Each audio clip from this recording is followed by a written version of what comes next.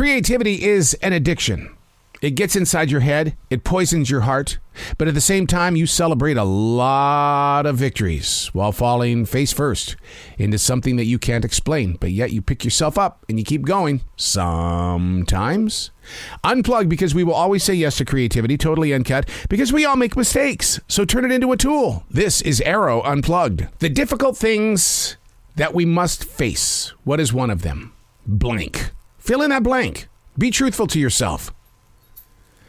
Kind of a difficult thing, isn't it? Because we're all chasing a victory. We all want to be in that winner's circle. The most difficult things that we face. I'll be open with you, and you're going to say, you're just being selfish. You're being a spoiled child. In 1997, we planted 1,700 trees inside this forest. Today, they are 15 to 25 feet tall.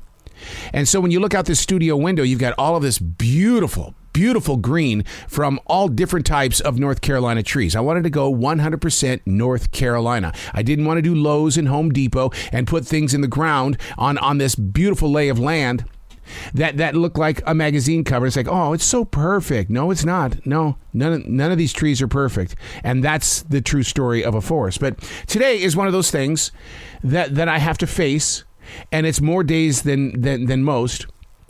And that is when the sun isn't shining, that the clouds above, which are filled with mist this morning, are keeping the sun from turning this forest of green into a bright array. I mean, a true rock concert I have sometimes here, but not today. And it does affect the mindset. It really does, because I'm looking at these beautiful trees, and I'm sure they're out there going, oh, spring rain. Oh, baby, give it to me now, spring rain. And the human is in the studio going, where's my son? Where's my son? Now, there is a way that you can deal with this. And it really does help, because a lot of people need light. I'm one of those people that need light. So if you were to be sitting in this studio, you should see how many lights are turned on. I've got to have that energy from light. When you walk through my home, there's light in every single room. You're not going to see the shadows of the forest, because light is energy. You should try that sometime. Sure, it's going to, boost up your electric bill and stuff like that, but light is everything to me. And when you get into the light, you begin this process of being creative, loving, understanding, forgiving. You're filled with faith. You're filled with trust. And because with that light, you're able to see through the storm. Is that too far over your head?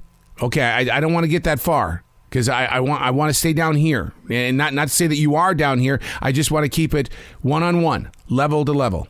Hey, it's Arroe. This is The Choice. This is what I was writing while the sun was waking up on a brilliant new day. I wrote on Facebook late last night.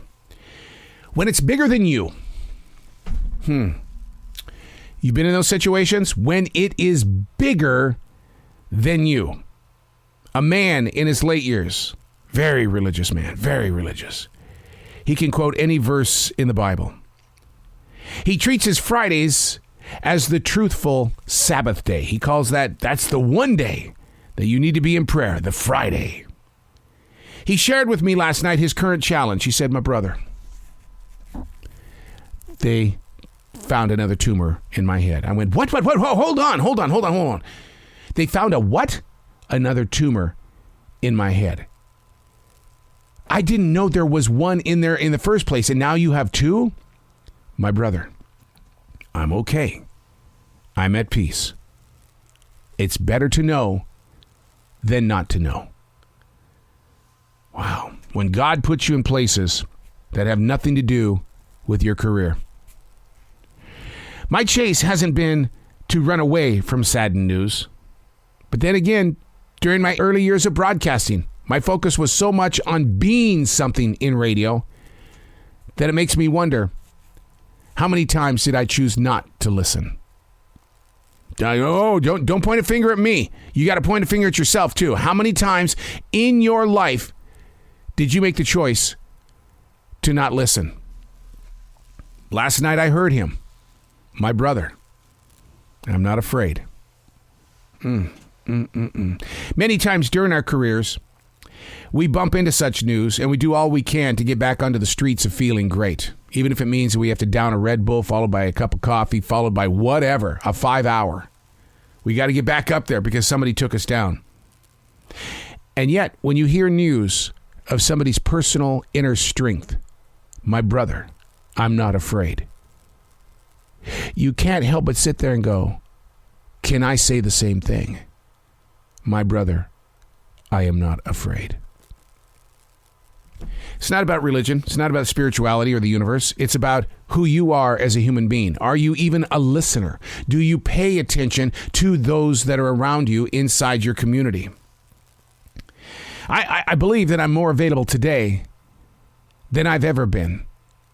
And I do ask the question, is that maturity? Does that come with age? As a growing student in life, the focus begins to evolve from personal presence to community connection. See, I've been a writer for 28 years, and somewhere inside those daily writings, there's got to be that one moment where I heard something that I wouldn't have heard when I was chasing the career. And in that moment, things began to grow, just like this forest. This forest has been with me since 1997. It took a seedling to bring the hawk, the deer, the beaver, the blue jays, the cardinals, the rabbits, the snakes. Oh, I love me some snakes. I love to watch them. But all of that came because we planted seedlings, 1,700 of them. What about your own personal life? What are you planting that's going to put you in a position where someone's going to say, I'm not afraid? I'm Arroe, and that's what I was writing while the sun was waking up on a brilliant new day.